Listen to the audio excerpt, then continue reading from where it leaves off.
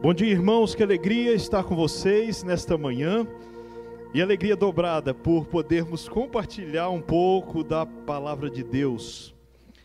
Eu quero te convidar a abrir a sua Bíblia no segundo livro de Samuel, capítulo 11, verso 1. Segundo livro de Samuel, capítulo 11, verso 1. Nós estamos em meio às mensagens da série Famílias Imperfeitas. E hoje nós vamos estudar o tema Pais Perdidos, Filhos Distantes. Eu peço que, se você puder, mantenha a sua Bíblia aberta, porque nós voltaremos no do segundo livro de Samuel para tratarmos de alguns versículos ainda durante a mensagem. Diz o seguinte o texto: decorrido um ano, no tempo em que os reis costumam sair para a guerra, enviou Davi a Joabe e seus servos com ele e a todo Israel, que destruíram os filhos de Amon e sitiaram Rabá. Porém, Davi ficou em Jerusalém. Vamos orar. Pai, nós te agradecemos por tua palavra, Pai. Te agradecemos porque reconhecemos que ela é viva, que ela é eficaz, que ela fala conosco, que nos transforma, Pai. E que nessa manhã as nossas atenções estejam completamente voltadas para aquilo que o Senhor quer nos dizer. E que somente aquilo que o Senhor deseja, Pai, possa sair nesta manhã dos meus lábios. Como nós acabamos de cantar, importa que o Senhor cresça e que nós diminuamos. Portanto, Senhor, nos abençoa e fala conosco no nome de Jesus. Amém e amém. Os piores dias de Davi, meus irmãos, começaram com uma atitude aparentemente simples, aparentemente normal. O texto nos diz que no tempo em que os reis costumavam sair para a guerra, Davi ficou em Jerusalém.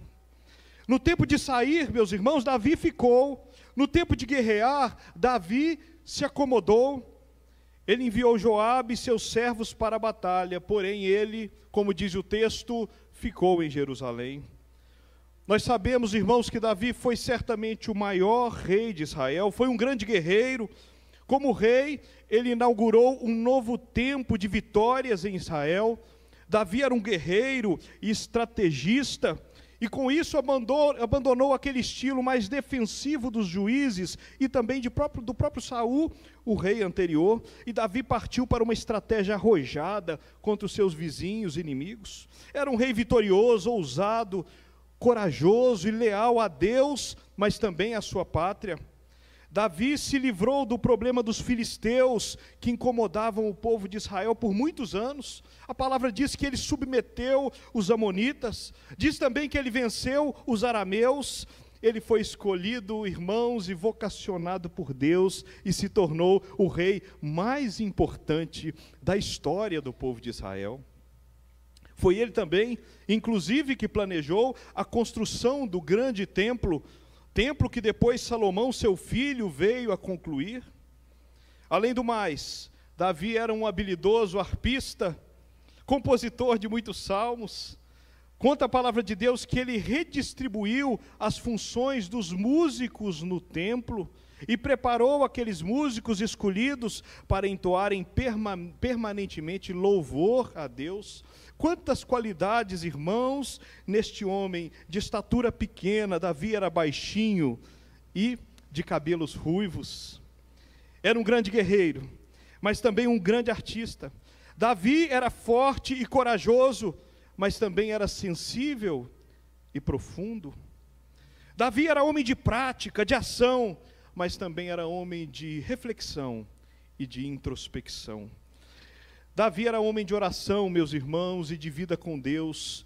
Davi foi definitivamente um grande homem.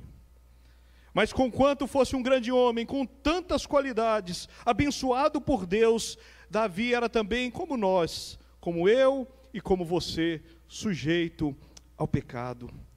E a palavra de Deus não esconde momentos de tropeço, momentos de deslizes de grandes homens, para que nós possamos aprender com o exemplo deles. E por não esconder esses momentos, meus irmãos, nós devemos olhar para a palavra de Deus, devemos olhar para a história desses homens, aprender com eles, mas que tenhamos também muito temor e tremor, porque a nossa condição também é de muita fragilidade e de pequenez. Se grandes homens como Davi tropeçaram em algum momento, quanto mais nós deveremos multiplicar a nossa vigilância? Graças a Deus que, conhecendo as nossas fraquezas, permitiu que essas histórias de grandes homens fossem registradas, para que possamos, com o exemplo deles, ficarmos alertas e vigiarmos. Qual de nós, por exemplo, meus irmãos, poderia se arrogar de ser chamado de o homem segundo o coração de Deus? Pois foi assim que Deus chamou Davi. Portanto, ao tratarmos aqui hoje dos deslizes deste homem de Deus, dos pecados de Davi, meus irmãos, fazemos, repito, com muito temor, cuidado e humildade, utilizando o seu exemplo para o nosso ensino e para o nosso crescimento espiritual. Davi, o grande rei de Israel, infelizmente, se perdeu, pecou, se perdeu pelo conforto, pela acomodação, pela ausência. Em um momento central de sua vida, meus irmãos, ele esteve perdido, se distraiu, se acomodou, talvez suas conquistas e vitórias o deixaram de certa forma anestesiado. A vivência de um tempo de paz e tranquilidade, quem sabe, lhe roubaram o coração. O texto que nós lemos diz que no tempo em que os reis costumam sair para a guerra, o que Davi fez? Davi ficou em Jerusalém. Quando todos saíram para a batalha, Davi ficou em casa. Quando todos trabalhavam, Davi descansava. No tempo de ir, meus irmãos, Davi ficou. E a partir desta não ação de Davi, sua história muda drasticamente. A bênção dá lugar à maldição, a luz dá lugar às trevas, a glória se torna em ruína, e aquele homem forte, firme, sensível à voz de Deus, vê seus ossos envelhecerem por causa do pecado, e ele vai relatar isso no Salmo 32, verso 3, quando ele diz: enquanto calei os meus pecados, envelheceram os meus ossos pelos meus constantes gemidos todo dia.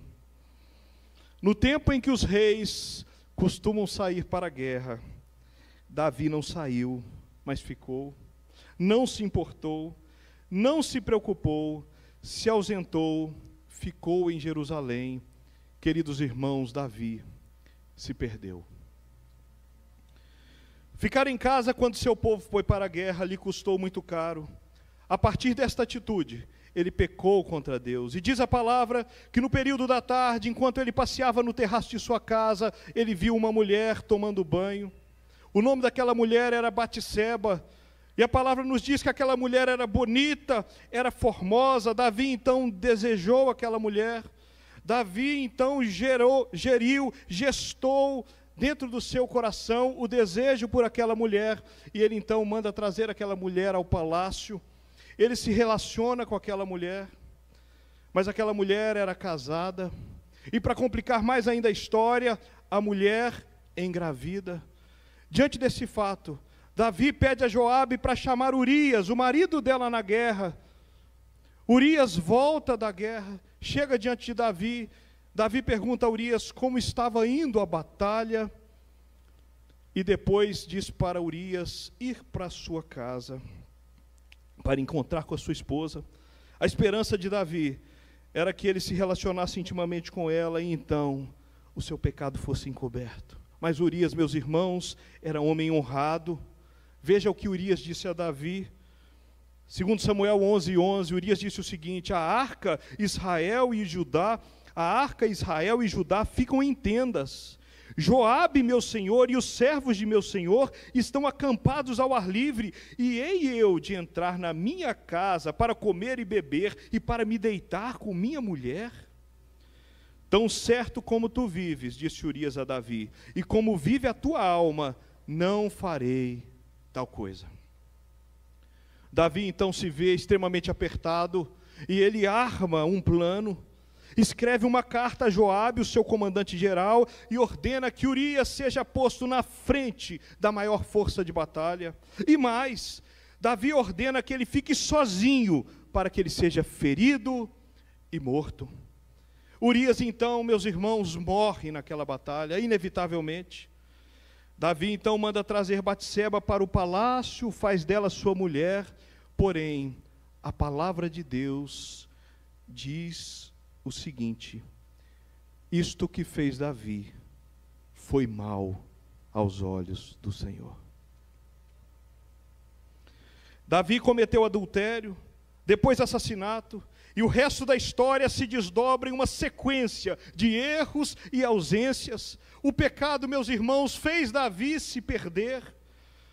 Deus envia o profeta Natã para confrontá-lo, mas as consequências são desastrosas para a sua família. E eu quero dizer para os irmãos que as maiores consequências do pecado de Davi foram experimentadas na sua própria casa, entre sua família e especialmente entre os seus filhos. Irmãos, quando os pais se perdem, os filhos se distanciam. Quando os pais se ausentam, os filhos sofrem as consequências. Quando os pais pecam, as consequências recaem muitas vezes sobre a sua própria casa. Que grande responsabilidade, irmãos, temos como pais, porque se nossa conduta não for adequada, nossos filhos ficarão certamente escandalizados, nossos filhos haverão de sofrer, nós seremos culpados diante de Deus pelo escândalo e sofrimento na vida daqueles que Deus nos deu para cuidarmos e para amarmos. Vivemos um tempo de pais ausentes, pais que se preocupam mais com suas carreiras, com seu status, com os negócios, com o dinheiro, com o bem-estar, com os amigos, com coisas do que com seus próprios filhos. Não querem assumir o risco, a responsabilidade, não sofrem o dano, nem se doam pela vida de seus filhos. Pais, meus irmãos, que fazem de tudo para arrumar atividade para seus filhos, não porque querem o bem deles, mas porque os querem distantes, sem dar trabalho, sem incomodar, sem necessitar de atenção. Pais que não estão dispostos a se mover pelos seus filhos, afinal, eles não são prioridade na nossa vida corrida. E eu tenho encontrado pais que, por exemplo, só matriculam seus filhos em uma aula de inglês, ou de música, ou quem sabe de esporte, se conseguirem um horário conveniente para eles próprios. E o que dizer, meus irmãos, sobre sair da rotina para levar os filhos à igreja? É responsabilidade dos pais. E quantas vezes nós temos aberto mão da nossa responsabilidade para o bem dos nossos filhos? Quanto precisamos nos mover para o bem dos nossos filhos? Mas vemos pais no nosso tempo que não se movem pelos filhos, se movem por uma infinidade de outras coisas, mas para os filhos negociam e barganham condições que não afetem o seu conforto, infelizmente. Não é preciso observar muito para constatar essa realidade, meus irmãos, em diversas famílias. Que Deus nos livre de sermos contados entre elas. Que Deus nos livre, irmãos, de nos perdermos desta forma e nos ausentarmos a ponto de que seja tarde demais. O pecado de Davi desencadeou uma série de situações de distanciamento dentro de sua família, com consequências terríveis. Um grande apagão na vida do rei de Israel. Vejam comigo alguns acontecimentos na vida de Davi depois do seu pecado. Em primeiro lugar, o filho do adultério de Davi com Batseba morre. O texto, 2 Samuel 12, 15 a 18, vai dizer: e o Senhor feriu a criança que a mulher de Urias dera à luz a Davi. E a criança adoeceu gravemente.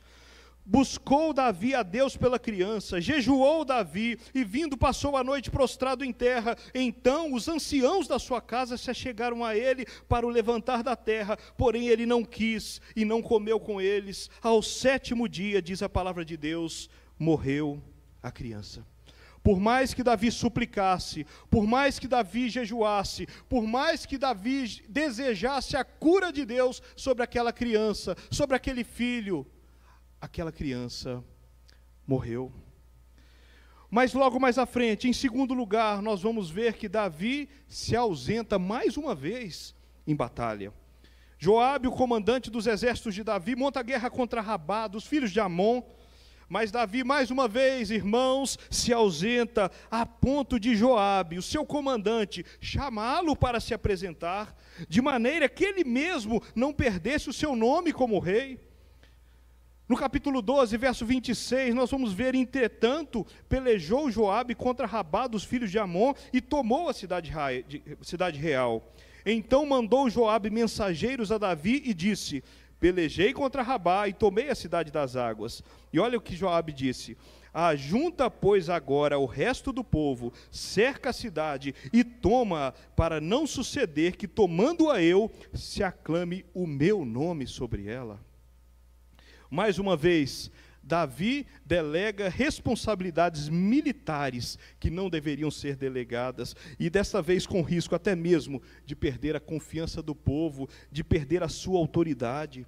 Mas, irmãos, o pior ainda estava por vir, porque Davi deixou de assumir responsabilidades intransferíveis na sua própria família, e especialmente em relação aos seus filhos. Quando nós trocamos as reais responsabilidades que temos, aquelas que são realmente nossas, por outros projetos, por outras atividades, por outras distrações, nós nos colocamos, irmãos, próximos à ruína. Em terceiro lugar, Aminon, filho de Davi, comete incesto. Aminon se apaixona pela própria irmã Tamar, filha de Davi. Ele então arma uma trama, e conta a palavra que ele se fingiu de doente, e quando Tamar vai para servi-lo, a pedido do próprio rei, Aminon a estupra e humilha. Tamar então fica arrasada e desolada. E então seu irmão Absalão, o outro irmão, fica sabendo da história, vai até Tamar, consola Tamar e leva Tamar para viver em sua casa. O texto das Escrituras relata o seguinte sobre Tamar após ser abusada.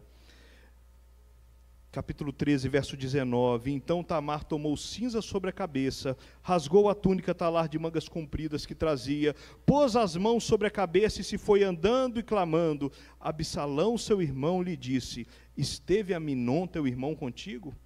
Ora, pois, minha irmã, cala-te, é teu irmão, não se angustie o teu coração por isso. Assim ficou Tamar e esteve desolada em casa de Absalão, seu irmão.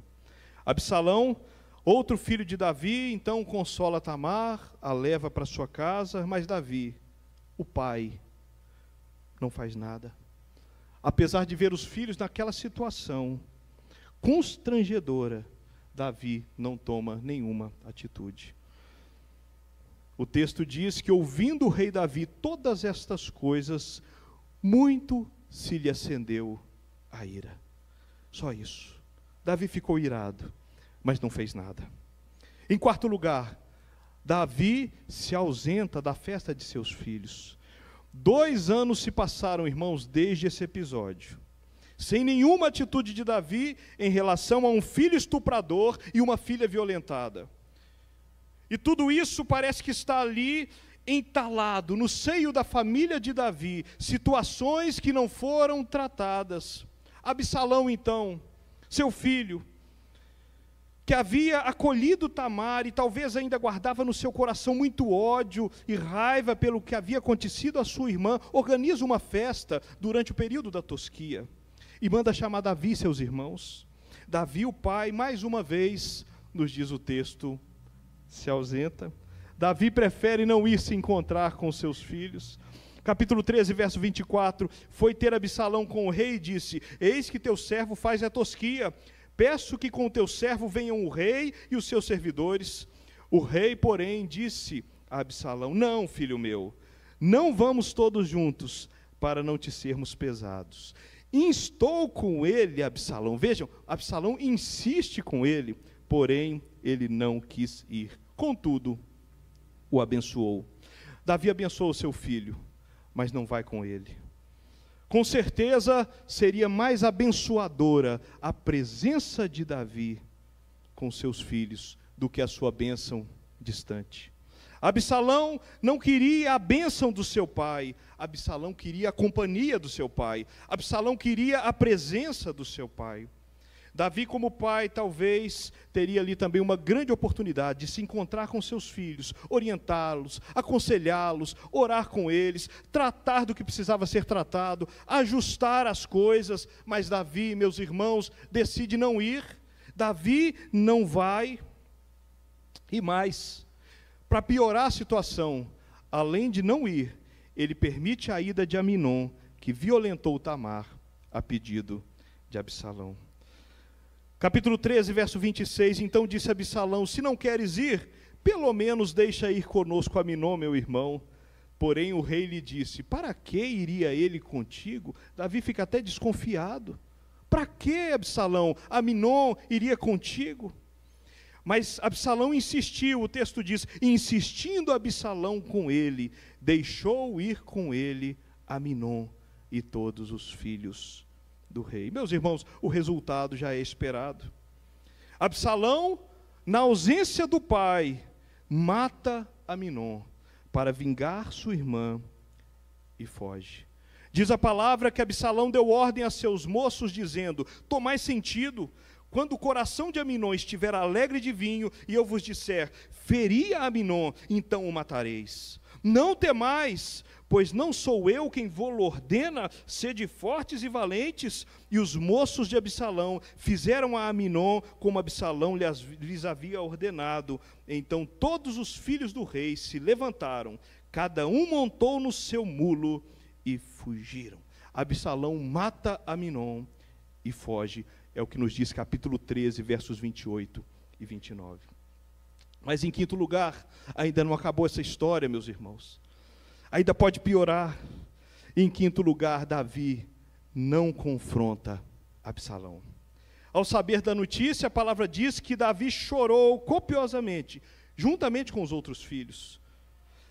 A palavra nos diz também que Davi pranteava seu filho Aminon todos os dias, mas conquanto chorasse e se entristecesse, Davi não resolveu a questão, Davi não tratou o pecado de seus filhos. E agora nós já temos em uma mesma família um estupro incestuoso, uma filha com a história arruinada e um assassinato entre irmãos. Absalão foge e Davi desiste de ir atrás dele. Passa panos quentes mais uma vez. O capítulo 13, verso 39 vai dizer: então o rei Davi cessou de perseguir Absalão, porque já se tinha consolado acerca de Aminon, que era morto. Davi, mais uma vez, não trata o problema. E a gente vai agora para o sexto acontecimento. Davi não recebe Absalão.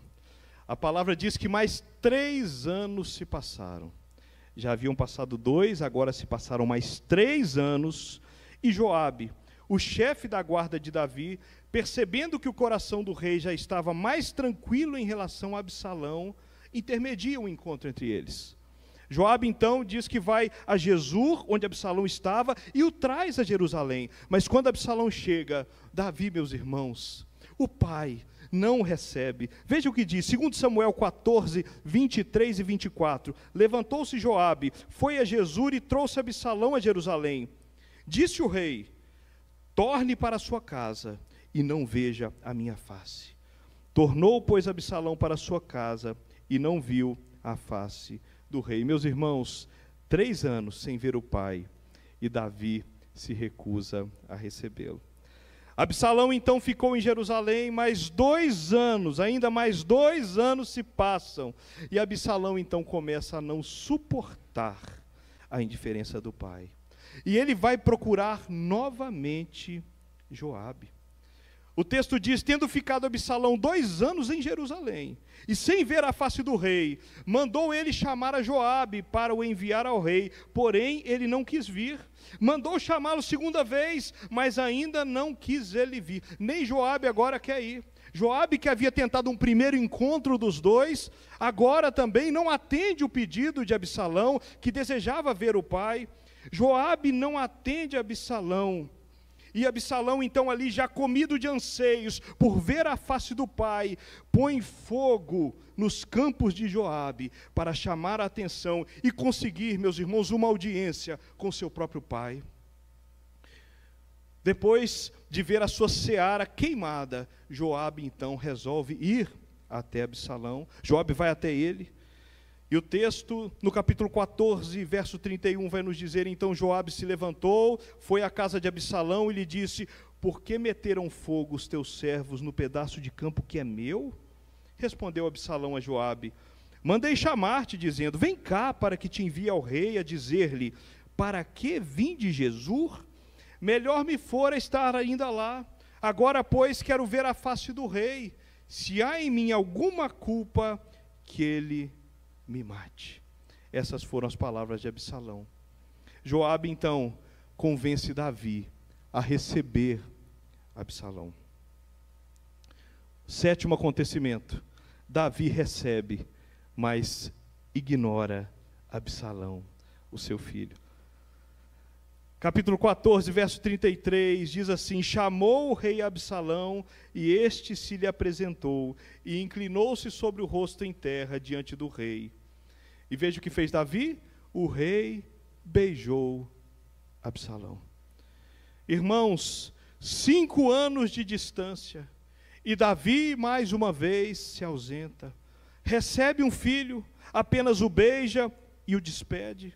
Absalão possivelmente gostaria que o pai o sacudisse e dissesse para ele: meu filho, o que é que você está fazendo? Absalão, de repente, gostaria de ser repreendido, receber, quem sabe, uma palavra de disciplina, ou ao menos conseguir um abraço do pai. Talvez Absalão estivesse sendo comido por dentro, com remorso, com culpa, e por isso ele desejava ver a face de Davi de qualquer maneira. Lembra o que Absalão disse? Agora, pois, quero ver a face do rei. Se há em mim alguma culpa, que me mate. Absalão estava pronto a morrer, mas ele precisava olhar na face do seu pai, ele precisava vê-lo, ele precisava de um abraço, de um aconchego, de uma sacudida, de um saculejo. Mas, meus irmãos, Davi lhe dá um beijo e o despede. Davi preferiu ignorar o seu próprio filho, a assumir a responsabilidade por sua família e tratar as questões como deveriam ser tratadas. A palavra de Deus nos diz no capítulo 15 que imediatamente, Salomão sai da presença de Davi e organiza um motim, uma sedição para matar o próprio pai e tirá-lo do trono. Absalão não suportou a injustiça e a indiferença do pai, que não foi capaz de tratá-lo e discipliná-lo como merecia. Absalão não suportou a indiferença do pai por tantos anos. E ali sai da presença do pai e organiza um motim contra o próprio pai. E a conspiração cresceu a tal ponto, diz a palavra, que o povo começou a seguir Absalão. Davi então precisou fugir às pressas do palácio, e conta que na correria, Davi deixou apenas as suas mulheres no palácio para cuidar da casa. E diz-nos a palavra que Absalão então entra ali, arma uma tenda no terraço da casa e coabita com as mulheres do pai, à vista de todo o povo, à plena luz do dia.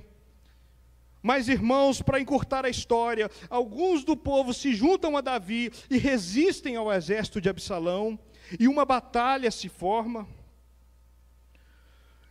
E de repente Absalão, filho do rei, montado em seu cavalo, passa por baixo de um carvalho, e como ele era cabeludo, os seus cabelos ficam presos a um galho, e o cavalo segue em frente, e Absalão fica ali de pendurado pelos cabelos, naquele carvalho.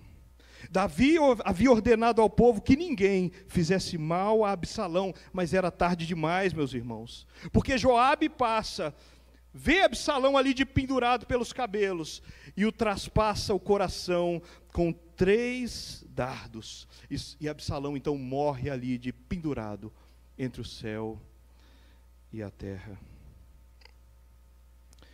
Absalão morre, Davi recebe a notícia e cai em profunda tristeza. Verso 33 do capítulo 18 vai dizer que Davi, profundamente comovido, subiu à sala que estava por cima da porta e chorou. E andando dizia: meu filho Absalão, meu filho Absalão, quem me dera eu morrera por ti, Absalão, meu filho, meu filho. Irmãos, que tragédia! Um estupro incestuoso, uma filha com a reputação maculada e manchada para sempre e abandonada pelo pai na casa do irmão, um assassinato entre irmãos, um reino envergonhado pela traição e a traição do próprio filho do rei, um adultério coletivo por um filho com as esposas do próprio pai, mais um filho morto, traspassado por 3 dardos, de pendurado pelos cabelos em um carvalho, e choro, muito choro. Dizia Davi: Absalão, Absalão, Absalão, Absalão, meu filho, meu filho. Mas era muito tarde. E eu fico me perguntando, meus irmãos, diante dessa tragédia familiar, como estaria o coração de Davi? Não o coração do guerreiro, vitorioso, famoso, forte, corajoso, mas o coração do pai. Como estaria o coração de um pai que vive situações tão terríveis? Um pai que vivencia seus filhos se envolvendo em casos tão extremos? Como estaria, irmãos, a alma desse pai? Como estaria esse pai por dentro? Como estariam as entranhas de um pai que perde seus filhos dessa forma? E mais, um pai que passou por tudo isso por causa de seus próprios atos. Como nós vimos, Davi pecou, Davi se ausentou, Davi não se responsabilizou, Davi foi omisso, Davi recuou, Davi não preocupou. Meus irmãos, como estaria o coração e a alma desse homem diante de tudo isso que aconteceu? Após o adultério de Davi com Batseba, seguido do assassinato de Urias, o profeta Natã, enviado por Deus, o confrontou de forma dura. Veja o que Natã disse a Davi, no capítulo 12, a partir do verso 9. Por que, pois, desprezaste a palavra do Senhor, fazendo o que era mal perante ele? A Urias, o heteu, feriste a espada, e a sua mulher tomaste por mulher, depois de o matar com a espada dos filhos de Amon. Agora, pois, não se apartará a espada jamais da tua casa, porquanto me desprezaste e tomaste a mulher de Urias, o heteu, para ser tua mulher. Assim diz o Senhor: eis que da tua própria casa suscitarei o mal sobre ti, e tomarei tuas mulheres à tua própria vista, e as darei ao teu próximo, o qual se deitará com elas em plena luz deste sol, porque tu o fizeste em oculto, mas eu farei isto perante todo Israel e perante o sol. Meu querido irmão, minha querida irmã, como você agiria diante de uma palavra dessa? Eu quero dizer para vocês que isso, meus irmãos, não está muito distante de nós. Nós não somos melhores do que Davi. Se nós não chegamos a esse ponto que Davi chegou, é porque nós temos experimentado muito da misericórdia de Deus sobre nós. Se nós não chegamos ao ponto em que Davi chegou na sua vida familiar, é por causa da bondade de Deus, meus irmãos, é por causa da misericórdia dele sobre nós, não é porque nós somos melhores do que ele. Agora eu fico impressionado, porque diante da palavra dura de Natã, Davi dá uma resposta, e essa resposta está no capítulo 12, verso 13. Então disse Davi a Natã: pequei contra o Senhor. Foi tudo que Davi disse: pequei contra o Senhor.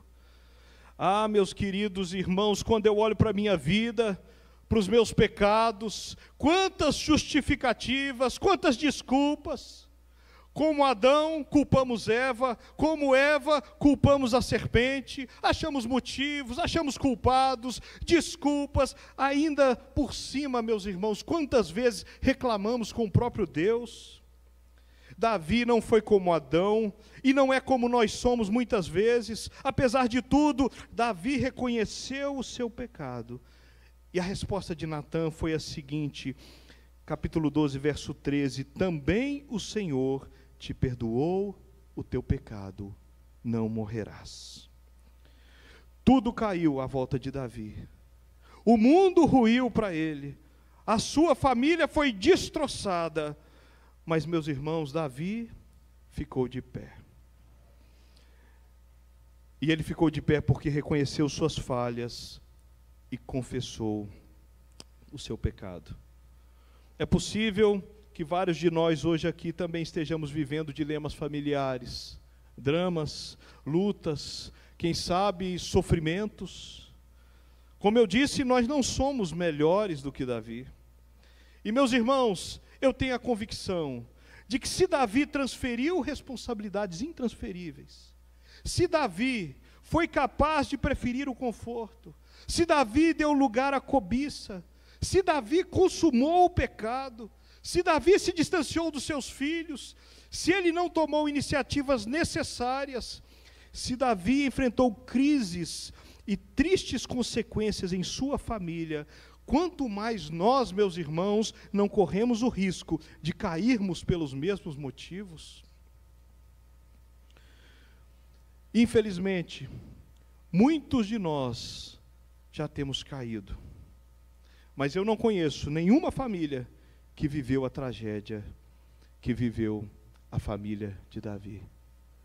Eu não conheço nenhuma família que viveu uma tragédia tão grande quanto a tragédia que viveu a família de Davi. Isso é porque Deus tem nos tratado com muita misericórdia, irmãos, e com muita bondade. Nosso Deus é Deus zeloso e não passará panos quentes em nossos pecados. Moisés, por causa de uma desobediência, não pôde entrar na terra prometida. Uma luta com Faraó, 40 anos no deserto, suportando um povo murmurador, um povo difícil, um povo de dura cerviz. E aí, próximo de entrar na terra prometida, Moisés fere a rocha, desobedece a Deus, que havia mandado ele conversar com a rocha. E ele então fica proibido por Deus de entrar na terra prometida. Um pecado, um erro. A palavra diz que Moisés instou com Deus, suplicou, insistiu com Deus, mas Deus disse: basta, não me fales mais nisto. Meus irmãos, Deus leva a sério o pecado, Deus leva a sério a desobediência, Deus não vai ignorar os nossos pecados. Mas olha, eu quero dizer para você, que Deus, esse Deus justo, também não rejeita o coração contrito, quebrantado e compungido. No livro de Salmos, capítulo 51, verso 17, nós vamos ler que sacrifícios agradáveis a Deus são o espírito quebrantado, coração compungido, e compungido aqui quer dizer destroçado, destruído, esmagado, como estava o coração de Davi. Esse tipo de coração, Deus não haverá de desprezar. Eu não conheço a sua vida, especialmente a sua vida familiar. Não conheço sua relação com seus filhos, sua esposa, seus pais, seus irmãos, não conheço sua casa, mas se alguns de nós vivemos hoje dramas familiares, se algum de nós já cometemos erros, e isso é muito possível e provável, se alguns de nós nos distraímos, se deixamos, meus irmãos, passar algo, se deixamos de fazer o que era preciso fazer, se perdemos oportunidades, eu quero dizer para você, e eu creio nisso profundamente, que hoje não é dia de fugir das consequências, nem de procurar culpados. Hoje é dia, meus irmãos, de fazermos como Davi e dizermos: pequei contra o Senhor. Essa deve ser a atitude do nosso coração, meus irmãos. Que hoje nós possamos dizer a uma voz: pecamos contra o Senhor, pecamos contra o Senhor. E dessa forma, com a misericórdia e a bondade de Deus, quem sabe Ele não nos aliviará as dores da alma. O meu desejo e oração nesta manhã é que os corações dos pais sejam convertidos aos corações dos filhos, e os corações dos filhos sejam convertidos aos corações dos pais, como nos diz e nos disse o profeta Malaquias. Olha como nós precisamos viver esse tempo de conversão mútua. Mas para terminar, eu quero lembrar uma coisa muito importante, porque diante disso tudo, Davi foi alvo da graça de Deus. Irmãos, isso é impressionante. Davi ainda é lembrado como o mais importante rei de Israel. Davi, vejam bem, foi parte da descendência de Jesus. O próprio Jesus, o nosso Salvador, o Rei dos Reis, o Senhor dos Senhores, que se encarnou e veio morrer por nós, foi chamado como, meus irmãos? Ele foi chamado de o Filho de Davi. E o próprio Deus disse o seguinte sobre Davi: achei Davi, filho de Jessé, homem segundo o meu coração. Davi foi o homem segundo o coração de Deus, apesar de tudo, porque ele foi capaz de suplicar perdão. Ele foi capaz de reconhecer o seu pecado. E eu creio que eu e você também, independentemente do que estejamos vivendo, podemos experimentar hoje aqui a graça de Deus. Meus irmãos, Deus não quer ver nossas famílias destroçadas. Deus não quer ver tragédias nos nossos lares. Deus tem sido misericordioso, Deus tem sido bondoso, Deus tem nos poupado do pior, meus irmãos. Que nós possamos reconhecer as nossas falhas, que nós possamos ajustar a nossa vida e o nosso coração ao coração do nosso Pai, e que nós recebamos dele hoje uma graça especial, e que ao recebermos a graça de Deus, meus irmãos, essa é a minha oração, para mim e para você, que nós não nos percamos mais, que nós assumamos um compromisso de não nos ausentarmos mais, que nós nos comprometamos com Deus de não sermos mais distraídos, de assumirmos as responsabilidades que temos, de não fugirmos daquilo que Deus colocou diante de nós para nós fazermos, que nós não sejamos, meus irmãos, daqueles que se distanciam dos filhos, que nós não nos percamos, como Davi se perdeu, que Davi sirva de exemplo para nós, para que nós não nos percamos, e nossos filhos e nossas famílias também não se distanciem e não estejam longe dos caminhos do Senhor. Vamos orar.